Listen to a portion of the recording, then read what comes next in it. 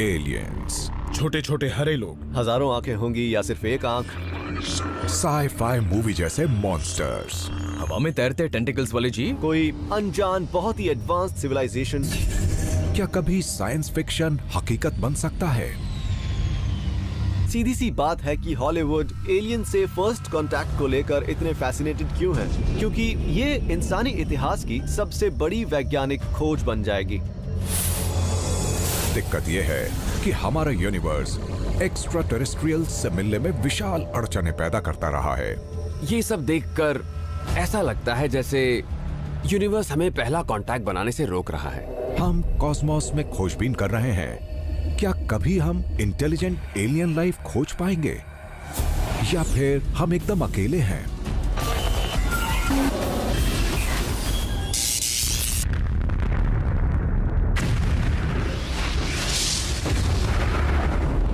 How the universe works.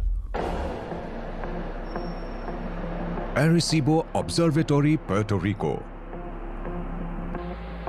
45 साल पहले यहां से एक पावरफुल रेडियो मैसेज स्पेस की गहराइयों में भेजा गया था ताकि पहले कांटेक्ट की हमारी कोशिशों को रफ्तार दी जा सके। एरेसिबो मैसेज कम्युनिकेशन की हमारी पहली कोशिश थी। क्या पता गैलेक्सी में या इसके बाहर कोई सिविलाइजेशन मौजूद हो जहां हो सकता है ये कम्युनिकेशन पहुंच जाए। आज ये मैसेज तेजी से 25,000 लाइट ईयर दूर M13 गैलेक्सी क्लस्टर की तरफ बढ़ रहा है। इसमें जानकारियां हैं हमारी दुनिया के बारे में, हम कहां हैं और हमारा डीएनए कैसा है। इस मैसेज का मकसद है किसी सिविलाइजेशन को हाय कहना और फिर से ये सवाल उठाना कि क्या हम इस यूनिवर्स में अकेले हैं। पर इस बात के क्या चांसेस हैं कि कोई इंटेलिजेंट एलियन रेस मौजूद है जो हमारे मैसेज का इंतजार कर रही है? क्या मुझे लगता है कि यूनिवर्स में कोई इंटेलिजेंट लाइफ मौजूद है? मेरा जवाब होगा हाँ, मुझे तो लगता है। हम जानते हैं कि जब धरती ठोस हुई बस तभी से यहाँ जीवन की शुरुआत हो गई थी। ऐसे में कहीं और लाइफ क्यों नहीं हो सकती? अगर बाकी दुनियाओं में लाइफ विकसित हो गई है तो कितनी एलियन सिविलाइजेशंस होंगी जिनसे हम कांटेक्ट कर सकते हैं? एस्ट्रोनॉमर फ्रैंक ड्रेक ने इस अहम सवाल का जवाब देने के लिए एक इक्वेशन डेवलप किया है। ड्रेक इक्वेशन एक गजब की कोशिश है जिसने इसमें क्वांटिटेटिव रीजनिंग अप्लाई की है और इस बात की प्रोबेबिलिटी या पॉसिबिलिटी को देखना चाहता है कि क्या धरती के पार जीवन है। हमारी गैलेक्सी में स्टार्स को देखते हुए उनके फॉर्मेशन रेट को मल्टीप्लाई करो हर स्टार के प्लैनेट्स की संख्या से। इसमें मल्टीप्लाई करो इनमें लाइफ पॉसिबल होने की प्रोबेबिलिटी को। इसमें मल्टीप्लाई करो लाइफ के इंटेलिजेंट होने की प्रोबेबिलिटी से। और उन्होंने ये अंदाजा लगाया कि हमारी गैलेक्सी में करीब 10,000 इंटेलिजेंट सिविलाइजेशंस मौजूद हैं।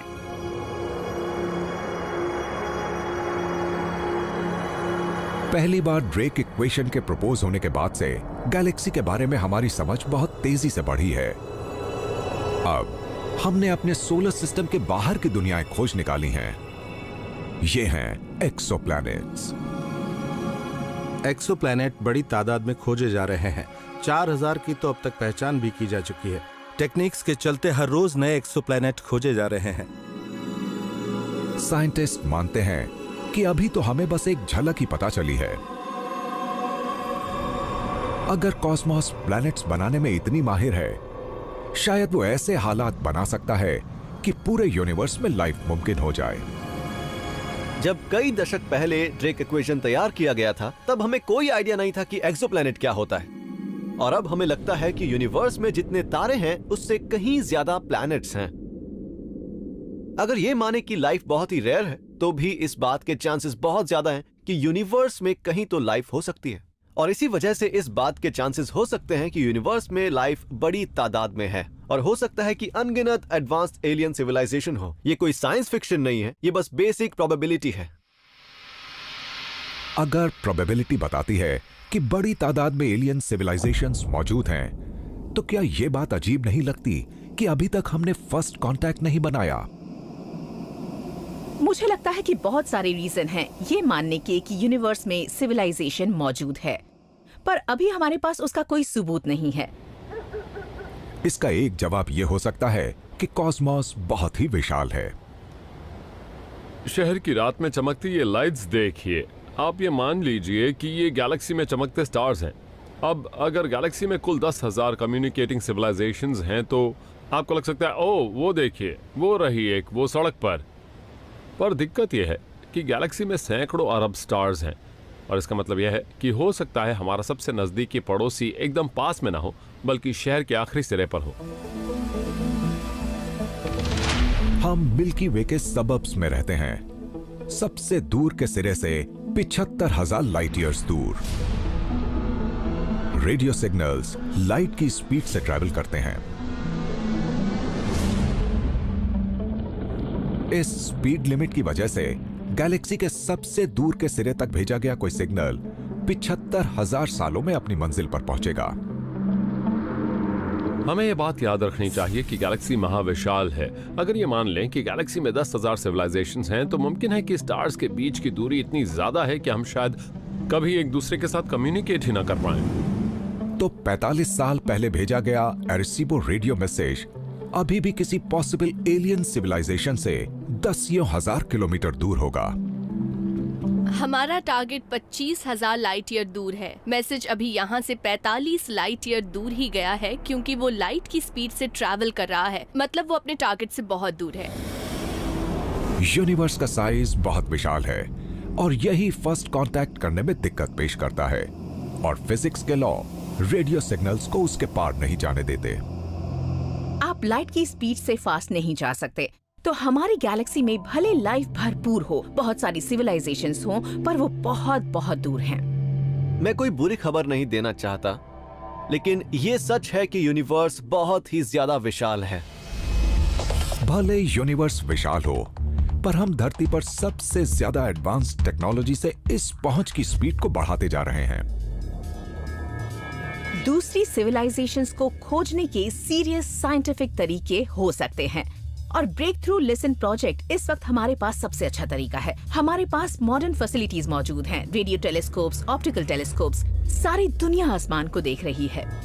ब्रेक थ्रू लिसन की नजर 10 लाख स्टार्स और धरती के करीब मौजूद 100 गैलेक्सीज पर है।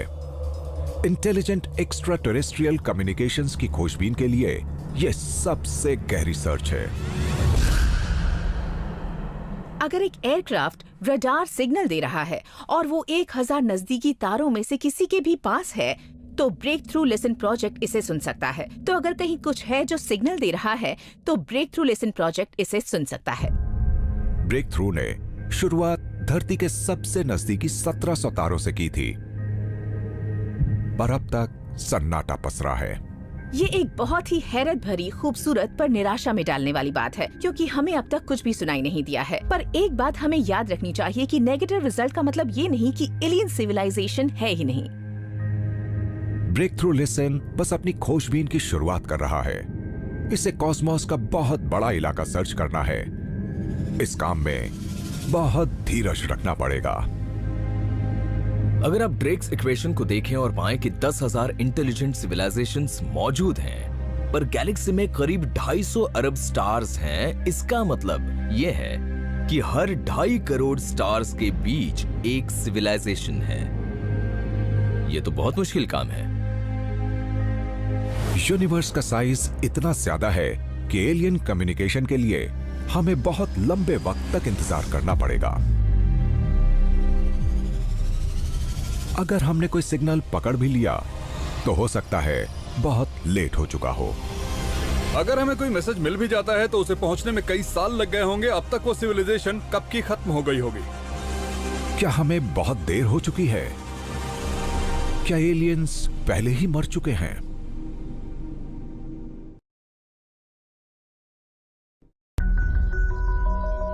धरती 4.5 अरब सालों से सूरज का चक्कर काट रही है। इतने समय में इंसानों को एक इंटेलिजेंट और टेक्नोलॉजिकली एडवांस्ड स्पीशीज में बदल जाना चाहिए था, पर यूनिवर्स की उम्र से तुलना करें तो धरती अभी भी बच्ची ही है। धरती 4.5 अरब साल पुरानी है। जरा सोचिए कि इतना लंबा टाइम लगा पहली टेक्नोलॉजिकल सिविलाइजेशन तैयार करने के लिए। ऐसे स्टार सिस्टम्स हैं जो हमसे भी ज्यादा पुराने हैं। यूनिवर्स 13.8 अरब साल पुराना है। हम ये मानते हैं कि हम काबिल हैं, हम टेक्नोलॉजिकली कैपेबल हैं, हम रॉकेट्स बना सकते हैं, हम रेडियो वेव्स सुन सकते हैं, पर कोई दूसरी आम इंटेलिजेंट एडवांस सिविलाइजेशन टेक्नोलॉजी के मामले में हमसे लाखों साल आगे होगी। तो अगर कोई एलियन सोसाइटी हमसे ज्यादा वक्त से मौजूद होगी तो वो कितनी ज्यादा टेक्नोलॉजिकली एडवांस्ड हो सकती है? इसका एक तरीका बताया कार्डाशेव स्केल ने। कार्डाशेव स्केल एलियन सिविलाइजेशन को 3 टाइप में क्लासिफाई करती है। ये उस एनर्जी पर बेस्ड है जिसे वो लोकल एनवायरनमेंट से हासिल कर पाते हैं। टाइप 1 सिविलाइजेशन अपने प्लेनेट की एनर्जी को इस्तेमाल कर पाते हैं। टाइप 2 ऐसे हैं जो अपने सोलर सिस्टम की एनर्जी को इस्तेमाल कर पाते हैं। और टाइप 3 पूरी गैलेक्सी की एनर्जी का इस्तेमाल कर सकते हैं। अगर आप सोच रहे हैं कि इस स्केल पर हम कहां फिट होते हैं, तो एक बुरी खबर सुनने के लिए तैयार हो जाइए। हम 0 और 1 के बीच कहीं पर हैं। हम तो धरती के सारे रिसोर्सेज को यूज भी नहीं कर पाते, इसलिए हमारी रेटिंग है 0.7। और एडवांस्ड स्पीशीज कार्डाशेव लेवल 2 या 3 तक भी पहुंच सकती हैं। ये हाईली एडवांस्ड स्ट्रक्चर बना सकती हैं और किसी स्टार की पावर का इस्तेमाल कर सकती हैं। अगर आप एक एडवांस्ड इनफ सिविलाइजेशन है तो आखिरकार आपकी एनर्जी की मांग इतनी ज्यादा होगी कि आप सोलर पैनल्स बना लेंगे और अपने ही स्टार की एनर्जी का यूज करेंगे। इस थ्योरी को सबसे पहले फ्रीमैन डायसन ने डेवलप किया था। हम इसे डायसन स्फीयर्स कहते हैं। अगर ऐसी एपिक इंजीनियरिंग बाकी स्टार सिस्टम्स में या दूसरी गैलेक्सीज में भी नजर आती है, तो क्या हम इसके सबूत जमा कर सकते हैं और क्या फर्स्ट कांटेक्ट बना सकते हैं? डायसन स्फीयर की खासियत यह है कि इसमें आप किसी स्टार से आने वाली सारी लाइट को ब्लॉक कर देते हैं, बस इंफ्रारेड को छोड़कर, क्योंकि ये पैनल सनलाइट को अब्सॉर्ब करके गर्म होते हैं। जब आप किसी चीज को गर्म करते हैं तो वो थर्मल इंफ्रारेड लाइट देता है। आप आसमान में इस सिग्नेचर को खोज सकते हैं कि क्या कहीं डायसन स्फीयर्स मौजूद हैं। साल 2015 नासा के वाइल्ड फील्ड इंफ्रारेड सर्वे एक्सप्लोरर ने आसपास की 1 लाख गैलेक्सीज में खोजबीन की और एडवांस्ड कार्डाशेव सिविलाइजेशंस को लोकेट किया। उन्होंने डायसन स्फीयर्स से लीक हो रही इंफ्रारेड लाइट को ऑब्जर्व किया, पर उन्हें कुछ नहीं मिला। ऐसी कोई गैलेक्सी नहीं मिली, इसलिए उन्हें एक भी ऐसी इंफ्रारेड स्मोकिंग गन नहीं मिली। हमारा यूनिवर्स बहुत ही ज्यादा पुराना है, इसलिए यह पक्का है कि बाकी सिविलाइजेशंस को विकसित होने का टाइम मिला होगा। तो हो सकता है कि हमने उन्हें मिस कर दिया हो। ये पूरी तरह मुमकिन है कि सिविलाइजेशन तैयार हुई हो और उन्होंने आसपास की गैलेक्सी से कम्युनिकेट करने की कोशिश भी की हो, पर दिक्कत ये है कि वो शायद कुछ जल्दी ही खोजबीन करने लगे थे। वो दरवाजे पर नॉक करना चाहते थे, पर हमारा घर बना ही नहीं था। धरती यूनिवर्स की 13.8 अरब साल की 1/3 उम्र से तो मौजूद रही है। इंसानी सभ्यता करीब 3 लाख सालों से है। यह समय पहला कांटेक्ट बनाने के लिए बहुत ही कम है। हम आसमान में कुछ दसियों सालों से खोजबीन कर रहे हैं। इस बात के कितने चांस हैं कि जिस वक्त हम खोज रहे हैं ठीक उसी वक्त कोई हमारी तरफ सिग्नल बीम कर रहा हो? शायद यूनिवर्स इंटेलिजेंट सिविलाइजेशंस को ज्यादा दिन तक जिंदा नहीं रहने देता, इसलिए इस बात के चांस बहुत कम है कि हम कभी फर्स्ट कांटेक्ट कर भी पाएं। शायद कुछ ऐसा है जो हमें उन्हें देखने नहीं दे रहा है। हम इसे ग्रेट फिल्टर कहते हैं। शायद कुछ ऐसा है जो कहता है तुम यहां से आगे नहीं जा सकते। हमारे जैसे पथरीले प्लैनेट जीवन के लिए आइडियल हैं, पर ये बहुत ही नाजुक हैं। और इसका मतलब ये है कि यूनिवर्स इंटेलिजेंट लाइफ को तेजी से फिल्टर करके खत्म कर सकता है।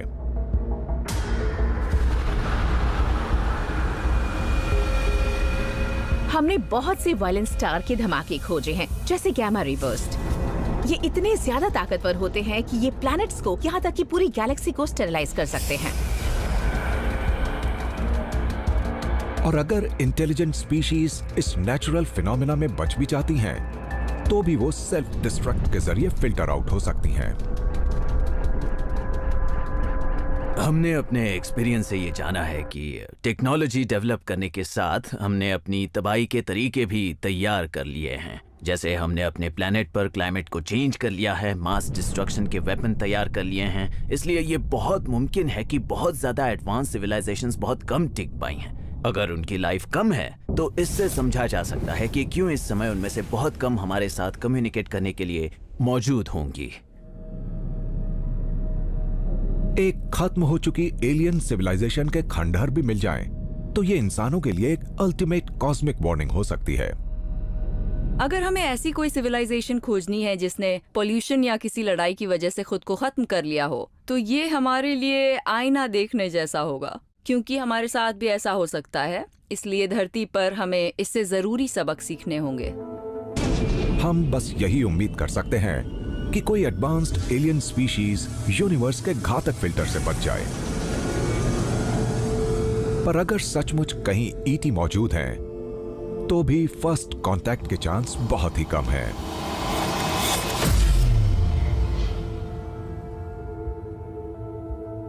अगर हम एलियन कांटेक्ट की कुछ ज्यादा ही उम्मीद लगाए बैठे हैं तो हमें फिजिक्स के लॉज को स्टडी कर लेना चाहिए। रोजाना कॉस्मोस की फिजिक्स कांटेक्ट के हमारे चांसेस को खत्म कर रही है, क्योंकि हमारा यूनिवर्स फैल रहा है और वो भी बहुत तेजी से फैल रहा है। फरवरी 2018 ओक्लाहोमा यूनिवर्सिटी के एस्ट्रोफिजिसिस्ट्स को 3.8 अरब लाइट ईयर्स की दूरी पर रोग प्लैनेट की एक सीरीज नजर आई। इनका साइज हमारे मून और जुपिटर के बीच का था। शायद यह हमारी गैलेक्सी के पार खोजी गई पहली एलियन दुनिया थी। यहां कई चीजें पहली बार हो रही थीं। अकेले हमारी गैलेक्सी में खरबों प्लैनेट्स हैं और ऑब्जर्वेबल यूनिवर्स में ऐसी खरबों गैलेक्सीज हैं। एक अंदाजे के मुताबिक ये 2 खरब हैं, यानी खरबों खरब गैलेक्सीज। क्या बात है। पर एक्सोप्लैनेट्स खोजना इस बात की गारंटी नहीं है कि हमें एलियन लाइफ मिल ही जाएगी। जब भी हमने एक्स्ट्रा टेरेस्ट्रियल से संपर्क करने की कोशिश की है, सन्नाटा ही हमारे हाथ लगा है। एलियन लाइफ की हमारी खोज में हमें निराशा हाथ लगी है। क्या हमें अपने पैतरे बदलने चाहिए? क्या हम कुछ गलत कर रहे हैं? हम जिस तरीके से काम कर रहे हैं, मेरे ख्याल से एक्स्ट्रा टेरेस्ट्रियल इंटेलिजेंस को खोजना बड़ा ही मुश्किल काम है। इसके लिए बहुत ही अच्छी किस्मत चाहिए, पर लगता नहीं कि किस्मत हमारा साथ देगी। अगर हम जानना चाहते हैं कि कॉस्मोस में कहीं लाइफ है, तो हमें खुद वहां जाना पड़ेगा। हमारे न्यू होराइजन की प्रोब को अरबों किलोमीटर दूर प्लूटो के सोलर सिस्टम तक भेजा है। शायद एक दिन हम यूनिवर्स के पास स्पेसक्राफ्ट भी भेज पाएंगे जो सुदूर रोग प्लैनेट्स पर एलियन लाइफ खोज पाएगा।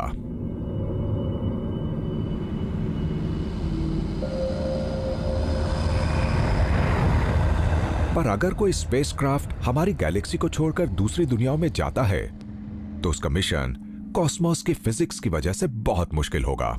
अगर हमारे नजरिए से देखें, मतलब मिल्की वे से देखें, तो ऐसा लगेगा कि बाकी सारी गैलेक्सीज हमसे दूर जा रही हैं। ऐसा लगता है मानो कोई हमें पसंद ही नहीं करता और वो हमसे जितना हो सके दूर जाने की कोशिश कर रहा है। ऐसा इसलिए क्योंकि हमारा विशाल यूनिवर्स फैल रहा है। जब हम लगातार फैलते यूनिवर्स की बात करते हैं, तो इसका मतलब ये नहीं है कि गैलेक्सीज एक दूसरे से दूर जाने के लिए एक्टिव कोशिश कर रही है। असल में स्पेस के अंदर की परत फैल रही है और गैलेक्सीज उसी से जुड़ी है, इसलिए सारी चीजें एक दूसरे से दूर जा रही हैं। यूनिवर्स के वो हिस्से जो हमसे 30 लाख लाइट ईयर दूर हैं, वो 72 किलोमीटर पर सेकंड की स्पीड से फैल रहे हैं, यानी 1 घंटे में करीब 2.5 लाख किलोमीटर। क्या मौजूदा टेक्नोलॉजी से हमारे पास ये देखने का कोई मौका है कि ये प्लैनेट्स कैसे हैं? हमारी सबसे फास्ट और सबसे दूर तक नजर रखने वाली मशीन वॉयड स्पेसक्राफ्ट है। ये स्पेस में 30 सालों से भी ज्यादा समय से है और इसकी रफ्तार 60,800 किलोमीटर प्रति घंटे है। 60,800 किलोमीटर पर आवर बहुत फास्ट स्पीड है। पर हमारी सबसे नजदीक की गैलेक्सीज भी इससे 4 गुना ज्यादा स्पीड से दूर जा रही हैं। और जितनी दूर किसी प्रोब को भेजा जाता है, उसका काम उतना ही मुश्किल होता है। यूनिवर्स के फैलाव का मामला ये है कि जो चीज आपसे जितनी दूर है, वो उतनी ही स्पीड से आपसे दूर जा रही है। 2 चीजें एक दूसरे से जितनी ज्यादा दूर होंगी, उनके बीच स्पेस भी उतना ही ज्यादा होगा। और उनके बीच जितना स्पेस होगा वो उतना ही ज्यादा फैल पाएगा। उनके दूर जाने की स्पीड उनकी दूरी की प्रोपोर्शनल होती है। अगर वो दुगनी दूरी पर हैं तो दुगनी स्पीड से दूर जाएंगी, अगर वो 3 गुनी दूरी पर हैं तो 3 गुनी स्पीड से दूर जाएंगी। अब जरा इसे उन प्लैनेट्स के बारे में सोचिए जिन्हें हमने 3.8 बिलियन लाइट ईयर्स दूर खोजा है, और यूनिवर्स के फैलते जाने की वजह से वो एक्स्ट्रा गैलेक्टिक वर्ल्ड्स हमसे 78,400 किलोमीटर पर सेकंड की स्पीड से दूर जा रहे हैं। मान लीजिए आप एक रनर हैं और आपको फिनिश लाइन दिख रही है, आप उसके करीब पहुंच रहे हैं। तो मान लीजिए अगर ट्रैक खुद ही फैल रहा हो तो ट्रैक जितनी तेज स्पीड से एक्सपैंड होगा ये इतनी स्पीड से फैलेगा कि आप दौड़ भी नहीं पाएंगे। अचानक वो फिनिश लाइन आपसे दूर होती चली जाएगी और आप उस तक कभी पहुंच ही नहीं पाएंगे। मान लीजिए कि एक दिन हम ऐसे प्रोब्स बना लेते हैं जो फिजिक्स के लॉ से भी ज्यादा स्पीड से चल पाएं, यानी लाइट की स्पीड से ज्यादा। पर यह भी काफी नहीं होगा, क्योंकि कभी कभी यूनिवर्स भी तो नियम से नहीं चलता। किसी चीज का स्पेस में लाइट की स्पीड से ज्यादा तेज चलना पॉसिबल नहीं होगा, पर स्पेस के लिए यह पॉसिबल होगा कि वो लाइट की स्पीड से ज्यादा तेजी से फैले। हम जहां भी देखते हैं हमें बहुत दूर वाली गैलेक्सीज नजर आती हैं जो लाइट की स्पीड से भी ज्यादा रफ्तार से धरती से दूर जा रही हैं। आसमान में बहुत दूर की गैलेक्सीज हम देख पाते हैं। अगर हम सबसे ज्यादा एडवांस स्पेसशिप भी बना लें जो लाइट की स्पीड से चले तो भी हम वहां तक कभी नहीं पहुंच पाएंगे। हम जिन गैलेक्सीज को आसमान में देखते हैं उनमें से 97% हमारी पहुंच के बाहर है। तो जितनी गैलेक्सीज मौजूद हैं या जितने प्लैनेट्स ऐसे हैं जिन पर लाइफ हो सकती है, उनमें से ज्यादातर हमारी पहुंच से बाहर हैं। यूनिवर्स की फिजिक्स ने पहले कांटेक्ट में हमेशा बड़ी अड़चनें पेश की हैं। यूनिवर्स की असली सच्चाई हमसे हमेशा छिपी रहेगी क्योंकि ये तेजी से फैलता जा रहा है। हम यूनिवर्स में जितनी दूर तक देख पाते हैं, पहला कांटेक्ट उतना ही नामुमकिन लगने लगता है। इसकी बजाय हमें चाहिए कि कोई एडवांस्ड एलियन रेस हमसे मिलने चली आए। मान लीजिए कि हमारी किस्मत अच्छी है, तो क्या तब भी फर्स्ट कांटेक्ट पॉसिबल होगा? हम समझते हैं कि एलियंस हमारी तरह होते हैं, ऐसा नहीं है। हम ये अंदाजा लगा रहे हैं कि लाइफ हमारी तरह है और उनका प्लैनेटरी एनवायरनमेंट हमारी तरह है। मुझे नहीं लगता कि यूनिवर्स में ज्यादातर लाइफ के साथ ऐसा होगा। क्या एक्स्ट्रा टेरेस्ट्रियल्स हमसे फर्स्ट कांटेक्ट तक या हमारे प्लैनेट में आने तक बच पाएंगे?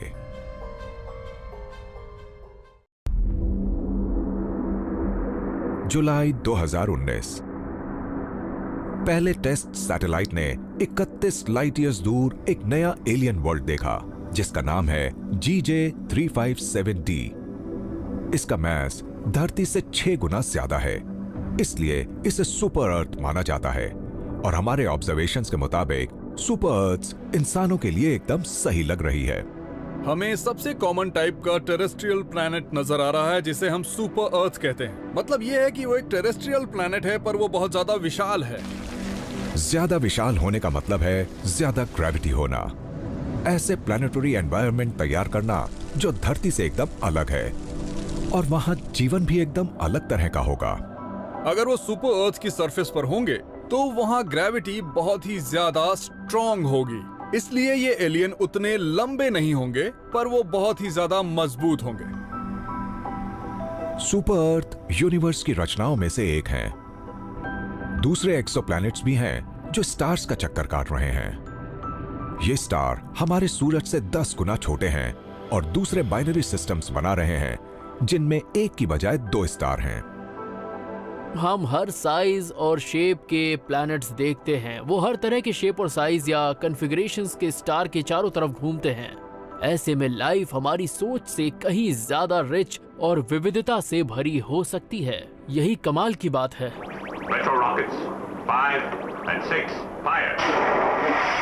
साइंस फिक्शन की तस्वीरों ने फर्स्ट कांटेक्ट के बारे में कई फैंटेसीज तैयार की हैं, पर यूनिवर्स को हम जितना जानते हैं उसके हिसाब से सच्चाई इससे कहीं ज्यादा अजीब होगी।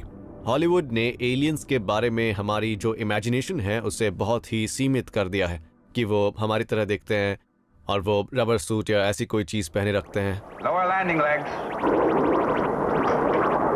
हमें इस ऑब्सेशन से बाहर निकलना पड़ेगा कि वो हमारी तरह होते हैं। क्या वो 2 पैरों वाले होंगे? कतई नहीं।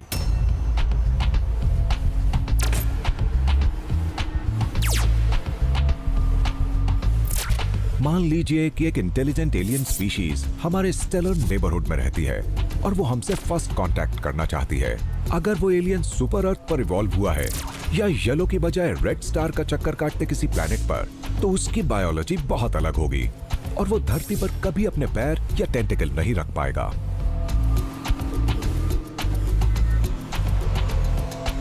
अगर आप धरती पर जीवन देखते हैं तो पाते हैं कि ये इस टेम्परेचर, इन एलिमेंट्स और इस एनवायरनमेंट के मुताबिक तैयार हुई है। एक एक्सोप्लैनेट जहां जीवन पनप पाए, वहां की लाइफ धरती से बिल्कुल अलग हो सकती है।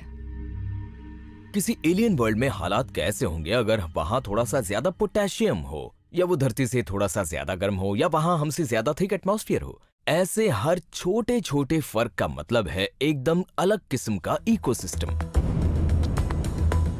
तो क्या एलियन ऑर्गेनिज्म धरती पर लैंड करते हुए हमारे इकोसिस्टम के मुताबिक अडेप्ट कर पाएंगे? शायद हमने इसलिए अभी तक फर्स्ट कांटेक्ट नहीं बनाया क्योंकि वो हम तक नहीं आ सकते। मान लीजिए कि वो अपने स्पेसशिप के एयरलॉक से बाहर निकलकर धरती पर आ जाएं और उन्हें हमारे एनवायरनमेंट में कुछ जहरीला लगे, वो हमारी सरफेस से किसी वजह से तालमेल ना बिठा पा रहे हों। ऐसा लगता है मानो यूनिवर्स जानबूझकर हमें एलियन से मिलने नहीं दे रहा है। बायोलॉजी फर्स्ट कांटेक्ट में एक और अड़चन पेश करती है, पर जैसा कि प्लैनेटरी साइंटिस्ट जेनी राइडेबॉग ने पता लगाया कि धरती पर भी जीवन अजीब सा हो सकता है अगर वो बहुत ही मुश्किल एनवायरनमेंट से तालमेल बिठाने के लिए एक बड़े कदम उठा रहा हो। ये है ग्रेट सॉल्ट लेक। किसी जमाने में ये इससे कहीं ज्यादा विशाल हुआ करती थी। जब इसका सारा पानी उड़ गया तो पीछे रह गया ये नमक। ग्रेट सॉल्ट लेक धरती के समुद्रों से 10 गुना ज्यादा नमकीन है। एक्सट्रीम सॉल्ट कंटेंट जीवन के लिए एक मुश्किल जगह बन सकता है। इसके बावजूद यहां के पानी में कई जीव फल फूल रहे हैं। जब हम इस विशाल झील में लाइफ को देखते हैं तो पाते हैं कि इस अजीब से एनवायरनमेंट में अरबों माइक्रोब्स मौजूद हैं। तब हमें अंदाजा होता है कि लाइफ हमारी उम्मीद के उलट अनोखे रास्ते अपनाती है, अनोखी जगहों पर पनपती है। माइक्रोबियल लाइफ या एक्सट्रीमोफाइल्स ने झील में बने रहने का अपना अलग तरीका विकसित किया है। ये सोलर पावर्ड पंप्स का इस्तेमाल करके अपनी सेल में से नमक बाहर निकाल देते हैं ताकि वो नॉर्मल लाइफ जी सकें। पर इसके लिए उन्हें सतह के काफी पास रहना पड़ता है और बहुत ज्यादा यूवी रेडिएशन का सामना करना पड़ता है। तो मेरे पीछे ये जो पिंक कलर आपको नजर आ रहा है, ये इन ऑर्गेनिजम्स का पिंक कलर है। ये एक तरह का सनस्क्रीन है जो इन्हें यूवी रेडिएशन से बचाता है। एक्सट्रीमोफाइल्स ने हमें दिखा दिया है कि धरती पर जीवन कहां-कहां बचा रह सकता है। क्या एलियन बायोलॉजी हमारी उम्मीद से कहीं ज्यादा लचीली हो सकती है? ये एक्सट्रीमोफाइल्स इस बात का रिमाइंडर हो सकते हैं कि हम ज्यादा बड़ा नहीं सोच रहे हैं। हो सकता है कि ईटी हमारे एनवायरनमेंट से फौरन अडेप्ट कर लें, या हो सकता है कि वो दूसरा तरीका अपनाएं, टेक्नोलॉजी का इस्तेमाल करके बायोलॉजिकल बैरियर्स को पार कर लें। हो सकता है कि हम जिन पहले एलियन से मिले वो रोबोट हों। वो बहुत पावरफुल लाइफ बना सकते हैं। हो सकता है कि वो हमसे एकदम अलग हो सकता है कि एडवांस्ड एलियंस अपने बायोलॉजिकल ब्रेन्स और बॉडीज को पीछे छोड़ आएं और मोबाइल आर्टिफिशियल इंटेलिजेंस के सहारे ट्रैवल कर रहे हों। हम समझते हैं कि इंटेलिजेंस और कॉन्शियसनेस एक रहस्यमयी चीज है जो हम जैसे बायोलॉजिकल ऑर्गेनिजम्स के अंदर ही हो सकती है और इसे कॉपी नहीं किया जा सकता। पर जो आर्टिफिशियल इंटेलिजेंस रेवोल्यूशन हमारे सामने आई है, उससे समझ आया है कि इंटेलिजेंस और शायद कॉन्शियसनेस भी एक इंफॉर्मेशन प्रोसेसिंग है और बस इंफॉर्मेशन प्रोसेसिंग ही मायने रखता है। हो सकता है कि एक एलियन अपनी कॉन्शियसनेस को किसी कंप्यूटर में डाउनलोड कर सकता हो और ट्रैवल करता हो, एक डिसएम्बॉडीड कॉन्शियसनेस की तरह। इस स्टेट में आप उसे अमर या इमॉर्टल मान सकते हैं। अगर रोबोटिक प्रोब्स धरती की तरफ आ भी रही हैं, तो एक और अड़चन हमारा इंतजार कर रही है और वो है लैंग्वेज। अगर हम एलियंस के साथ कांटेक्ट बना भी लें तो क्या हम एक दूसरे को समझ पाएंगे, कम्युनिकेट कर पाएंगे? पूरी दुनिया में करीब 7000 भाषाएं बोली जाती हैं, और हर एक में अलग अलग साउंड्स और स्ट्रक्चर्स हैं। और सबसे बड़ी बात, दुनिया में है तरह तरह की स्पीशीज। जब दूसरी सिविलाइजेशंस के साथ कम्युनिकेशन की बात आती है तो ये सोचना चाहिए कि पृथ्वी पर जो दूसरे जीव हैं, दूसरे इंटेलिजेंट एनिमल्स, उनके साथ कम्युनिकेट करने में हमें कितनी दिक्कत आती है। अब इमेजिन कीजिए कि किसी एकदम अलग तरह के प्लैनेटरी एनवायरनमेंट से आए एलियन से कम्युनिकेट करने में कितनी दिक्कत आ सकती है। अगर मैं केवल फिल्में देखकर अपनी राय बनाऊं तो मुझे लगेगा कि इंटरस्पीशीज कम्युनिकेशन बहुत ही आसान होगा और अक्सर होता होगा, पर सच्चाई तो ये नहीं है। साइंस फिक्शन मूवीज हमेशा शॉर्टकट्स लेती हैं, फिर चाहे लाइट की स्पीड से ट्रैवल करना हो या फिर दो रेसेस के बीच सस्ता और आसानी कम्युनिकेशन हो। अपने अपने कान में कोई मशीन पहनी और वो आपकी यूनिवर्सल ट्रांसलेटर बन गई। हकीकत में ये इतना आसान नहीं होगा। अगर हम किसी एलियन सिविलाइजेशन से इंग्लिश या स्पेनिश या इटालियन बोलने की कोशिश करेंगे, ये भाषाएं धरती पर हमारी लोकल हिस्ट्री में बहुत गहराई से रची बसी हैं। इन्हें कोई भी एलियन सिविलाइजेशन जरा सा भी पहचान या समझ नहीं पाएंगी। इंसानों और एक इंटेलिजेंट एलियन रेस के बीच के लैंग्वेज बैरियर को तोड़ने के लिए हमें कुछ नन्हे कदम उठाने होंगे। धरती पर कुछ इंटेलिजेंट क्रीचर्स हैं। हम ये कह सकते हैं कि वो टेक्नोलॉजिकली इतने एडवांस नहीं हैं। वो पानी में रहते हैं, जैसे कि वेल्स, डॉल्फिन्स वगैरह। वो बहुत ही इंटेलिजेंट सोशल एनिमल है। वो एक दूसरे से कम्युनिकेट करते हैं। एक गोरिल्ला है कोको, जो हाथों के इशारों से कम्युनिकेट करता है। हम ह्यूमन स्पीच का इस्तेमाल करके अपने डॉग से बात करते हैं और वो रिस्पॉन्ड भी करते हैं। कुछ ऐसी बर्ड्स हैं जो इंसान की आवाज की कॉपी कर सकती हैं। तो इस तरह की पॉसिबिलिटीज हैं। हेलो। एलियन से हम किस तरह कम्युनिकेट करेंगे, इसकी प्रैक्टिस के लिए शायद हमें धरती पर अलग अलग स्पीशीज से कम्युनिकेट करना चाहिए। इन सारी विभिन्नताओं के बावजूद हमें ईटी के साथ एक कॉमन ग्राउंड खोजना होगा, तभी फर्स्ट कांटेक्ट हो पाएगा। अगर हम बाकी सिविलाइजेशन से ज्यादा पीछे हैं तो हमारी कुछ ऐसी चीजें होंगी जो वो कभी नहीं समझ पाएंगे, चाहे वो जितना भी कोशिश कर लें।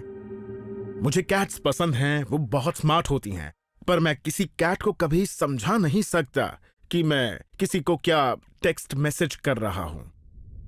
पर अगर हम दूसरी किसी सिविलाइजेशन से कांटेक्ट बना भी लेते हैं जो कंप्यूटर या टेलीस्कोप या स्पेसशिप बना चुकी है, तो एक लैंग्वेज डेवलप करके बेसिक साइंस के बारे में कम्युनिकेट करने में कोई दिक्कत नहीं होनी चाहिए। पर यहाँ ये ध्यान देने वाली बात है कि उनकी इंटेलिजेंस हमसे कम होनी चाहिए।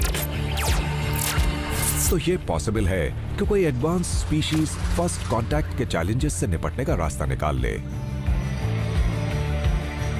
पर अगर कोई एलियन सिविलाइजेशन मौजूद है और वो हमसे कहीं ज्यादा एडवांस्ड है, तो क्या इसमें कुछ बड़ी समस्याएं आएंगी?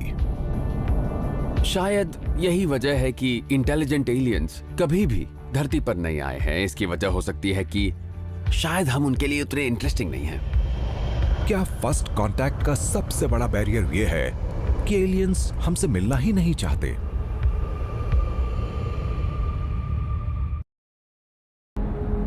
मूवीज में आमतौर पर फर्स्ट कांटेक्ट का मतलब है एक एलियन इन्वेजन।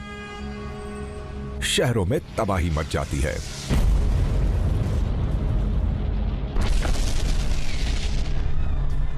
इंसानियत के खत्म होने की नौबत आ जाती है।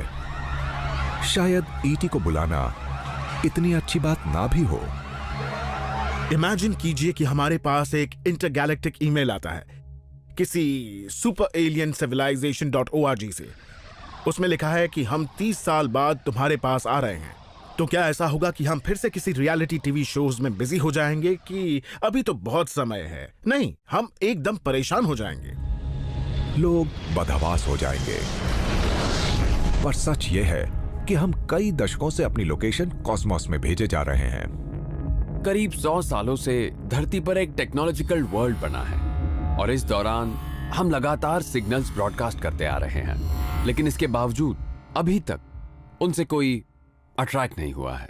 ये देखने वाली बात है कि किसी भी एलियन ने इसमें दिलचस्पी नहीं दिखाई है, जबकि अगर वो चाहे तो पृथ्वी को अपनी पार्किंग लॉट में ही बदल सकते थे। शायद किसी का ध्यान धरती की तरफ नहीं गया है क्योंकि कोई एडवांस्ड सिविलाइजेशन हमसे पहला कांटेक्ट करना ही नहीं चाहती। मान ले वो बहुत इंटेलिजेंट है तो उनकी हम लोगों में दिलचस्पी नहीं होगी। शायद इसलिए उन्होंने कांटेक्ट बनाने की कोशिश ही नहीं की। अगर कोई एलियन इतना एडवांस्ड है तो शायद हम उसके लिए इतने इंटरेस्टिंग नहीं होंगे। ठीक वैसे ही जैसे हम बाहर भटकते रहते हैं और चींटियों पर हमारा ध्यान ही नहीं जाता। एक एक्स्ट्रा टेरेस्ट्रियल इन्वेजन किसी बेहतरीन साइंस फिक्शन का विषय हो सकता है, पर धरती पर हमारे पास जो कुछ है, क्या उसके लिए कोई एलियन इतनी कोशिश करेगा? हॉलीवुड फिल्मों में दिखाया गया ये हमला कितना रियलिस्टिक है? एक आम मकसद दिखाया जाता है कि एलियंस मानव सभ्यता को खाने आ रहे हैं, पर साइंस मानता है कि यह नामुमकिन है, ऐसा नहीं हो सकता है। क्या एक एलियन इंसान की बॉडी को डाइजेस्ट करने के काबिल भी होगा? जब हम कुछ खाते हैं तो हमारे डाइजेस्ट सिस्टम में मौजूद एंजाइम्स खाने के मॉलिक्यूल्स को तोड़ते हैं। हम जो खाना खा सकते हैं और ये एंजाइम्स उन मॉलिक्यूल्स से कनेक्टेड हैं जिन पर वो हमला करके उन्हें तोड़ सकते हैं। यही नियम एक भूखे एलियन पर भी लागू होता है। हमें पचाने के लिए या हमारे उनके लिए न्यूट्रिशियस होने के लिए हमारी बायोकेमिस्ट्री एलियन की अपनी दुनिया से कहीं ना कहीं मिलती जुलती होनी चाहिए, जिसके मुताबिक उनके शरीर ने अडैप्ट कर लिया है।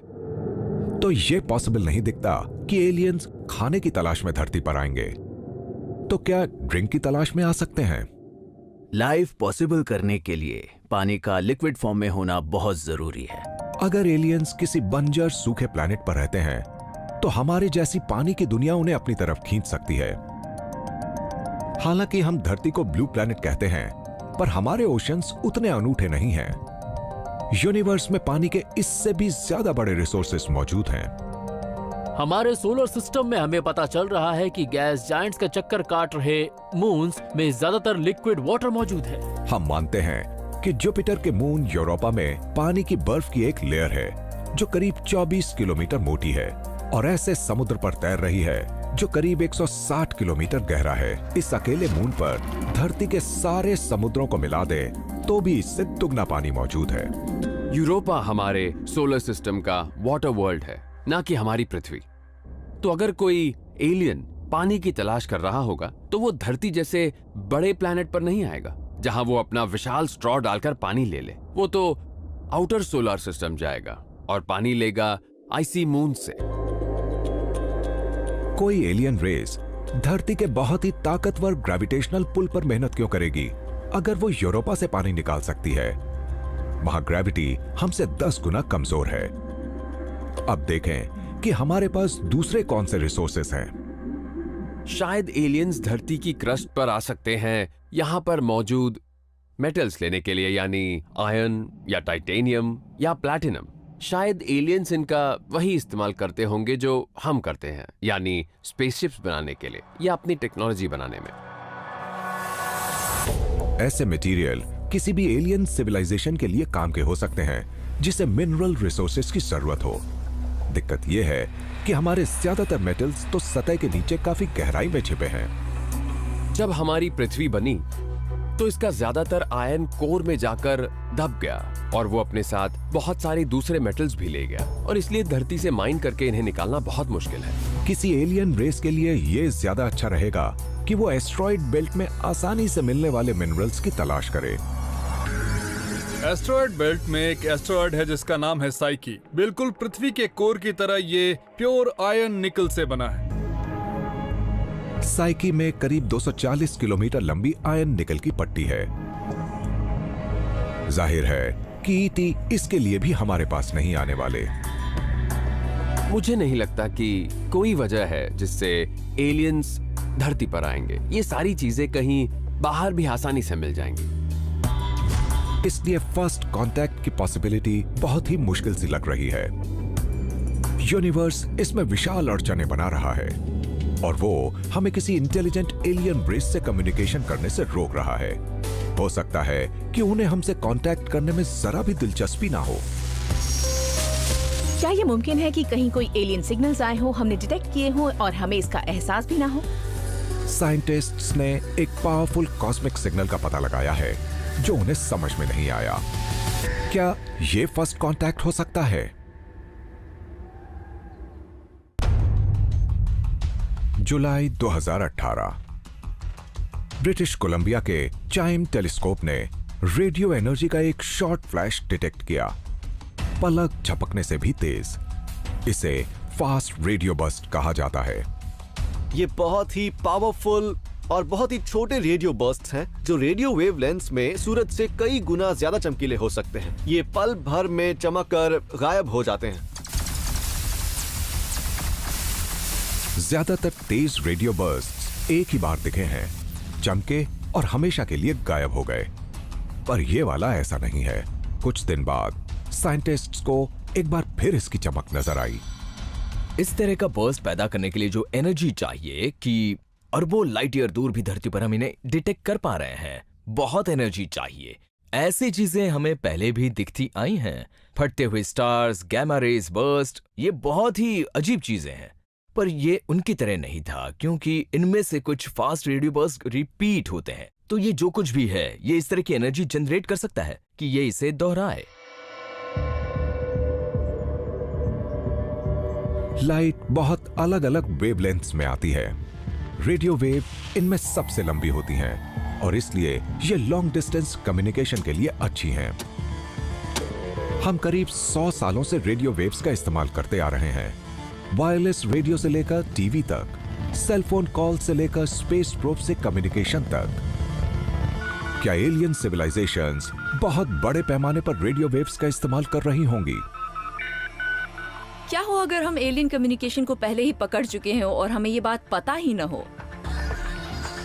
हमारे radio television signals radio spectrum के बहुत ही नैरो बैंड पर यूज करते हैं। फास्ट रेडियो बर्स्ट्स अलग होते हैं और यही एक प्रॉब्लम है। फास्ट रेडियो बर्स्ट के साथ एक दिक्कत है, ये वेवलेंथ्स की एक ब्रॉड रेंज निकालती हैं और ये कम्युनिकेट करने का सबसे अच्छा तरीका तो नहीं है। अगर ये एलियंस हैं तो ये बहुत स्मार्ट एलियंस नहीं है। पता चला है कि ब्रॉड रेंज वेवलेंथ्स को डिस्टॉर्ट करना आसान होता है। इसे एक रेस की तरह सोचिए। हर रनर सिग्नल का एक पीस ले जा रहा है। वो एक साथ शुरू करते हैं और जैसे जैसे रेस आगे बढ़ती है वो लेन बदलते रहते हैं, आउट ऑफ सिंक हो जाते हैं। इसका मतलब यह है कि जो मैसेज वो भेज रहे हैं वो ओरिजिनल स्टेट से काफी ज्यादा बिगड़ चुका है। यही असल में ब्रॉड रेंज रेडियो सिग्नल्स के साथ हो रहा है और इसके लिए जिम्मेदार है यूनिवर्स की फिजिक्स। तारों के बीच बहुत ही पतली गैस मौजूद है। जब आप रेडियो वेव्स को निकालते हैं तो ये गैस से इंटरैक्ट करती हैं। ये किस तरह इंटरैक्ट करेंगी ये उनके वेवलेंथ पर डिपेंड करता है। अगर आप ब्रॉड रेंज वाली वेवलेंथ्स का इस्तेमाल इंटरस्टेलर स्पेस में सिग्नल भेजने के लिए करते हैं तो जब तक उसे कोई रिसीव करता है तो ये थोड़ी सी डिस्टॉर्टेड और अजीब सी हो जाती है। अगर एलियंस रेडियो बर्स्ट्स भेज रहे हैं तो जब तक सिग्नल हम तक पहुंचेगा वो इतना डिग्रेड हो जाएगा कि हम उसे डिसाइफर नहीं कर पाएंगे। एक कॉलिंग कार्ड की तरह ये इतना उपयोगी नहीं है। एस्ट्रोनॉमर्स ने इन फास्ट रेडियो बर्स्ट्स के ओरिजिन को समझने के लिए एक अजीब से नेचुरल फिनोमिना का रुख किया है। यह है एक विशाल तारे के सुपरनोवा एक्सप्लोजन में मरने के बाद का बचा हुआ हिस्सा। इन खंडरों को न्यूट्रॉन स्टार कहा जाता है। इनका वजन मोटे तौर पर सूरज के मास जितना होता है और साइज एक सिटी के बराबर। ये तब बनते हैं जब एक मैसिव स्टार तबाह हो जाता है और अक्सर एक न्यूट्रॉन स्टार घूमता रह जाता है। इसकी अपनी मैग्नेटिक फील्ड्स होती हैं और ये रेडिएशन बीम प्रोड्यूस करता है। फास्ट रेडियो बर्स्ट की एनर्जी पैदा करने के लिए इन न्यूट्रॉन स्टार्स को एकदम छोटे होना चाहिए जो स्टेलर टेंट्रम्स फेंक रहे हैं। जब न्यूट्रॉन स्टार पैदा होते हैं तो बहुत पावरफुल एमिशन छोड़ते हैं। शायद हम ऐसे नए पैदा हुए न्यूट्रॉन स्टार्स को देख रहे हैं जो कुछ डेकेड्स पुराने ही हैं और अपनी जवानी में वो इतने चमकदार थे कि यूनिवर्स के पार हम उन्हें देख सकते थे। क्या ये रहस्यमय बर्स्ट्स सचमुच एलियंस हैं जो हमसे हेलो कर रहे हैं या ये सिर्फ एक नेचुरल फिनोमिना है जो एक फर्स्ट कांटेक्ट नहीं है? मैं बहुत संभल कर स्टेटमेंट दूंगा। मैं किसी साइफाई एलियंस या कहानी के एलियंस की बात नहीं कर रहा हूँ, हकीकत की बात करता हूँ। सबसे पहले बाकी चीजों पर बात करते हैं क्योंकि यूनिवर्स अजीब सी चीजों से भरा हुआ है। चलिए देखते हैं कि वो कौन सी है। अगर हम इन चीजों को एलिमिनेट करते चले जाएं और क्या सिर्फ एलियंस बचे रहेंगे, तो चलो इनकी बात करते हैं। अगर सचमुच एक्स्ट्रा टेरेस्ट्रियल स्पीशीज मौजूद हैं, तो यूनिवर्स उनसे कांटेक्ट करना बहुत मुश्किल बना रहा है। पर तमाम दिक्कतों के बावजूद अभी भी उम्मीद बची है। कभी हमने सोचा था कि अकेले मिल्की वे में 10,000 इंटेलिजेंट सिविलाइजेशंस मौजूद हैं। अब हम जानते हैं कि हमारा कॉस्मोस ऐसे प्लैनेट्स से भरा पड़ा है जिनकी खोज की जानी बाकी है। हमारी टेक्नोलॉजी लगातार बेहतर बन रही है, खोज का दायरा बढ़ रहा है। सच ये है कि फर्स्ट कांटेक्ट के मामले में हमने पहला कदम बस बढ़ाया ही है। मुझे अच्छा लगेगा अगर किसी सुबह किसी तरह का इंटरस्टेलर ट्वीट धरती की तरफ भेजा जाए, और तब हमें यह एहसास होगा कि हम कॉस्मोस में अकेले नहीं हैं। मैं तो जश्न मनाने के लिए रेडी हूँ। मैंने शैंपेन मंगवाया है। जैसे ही ये खबर आएगी हम पार्टी शुरू कर देंगे। साइंटिस्ट को सच में उम्मीद है कि एक दिन हमें एक्स्ट्रा टेरेस्ट्रियल लाइफ का सबूत मिल जाएगा। हमारे पास ऑब्जर्वेटरीज और सैटेलाइट्स हैं जिनकी नजर आसमान पर है, सारा दिन सारी रात रोजाना। एलियन लाइफ की खोज एक तरह से हैरत में डालने वाली तो बिल्कुल भी नहीं होगी, पर फिर भी मानव इतिहास की सबसे बड़ी खोज होगी। हालांकि यूनिवर्स में लाइफ बहुत ही रेयर है, फिर भी यूनिवर्स इतना विशाल है कि वहाँ अनगिनत एलियन सिविलाइजेशन हो सकती हैं। पर उनका असल में मिल जाना या पक्का हो जाना एक सबसे बड़ी साइंटिफिक डिस्कवरी होगी। इससे हमारी पूरी सभ्यता की दिशा ही बदल जाएगी।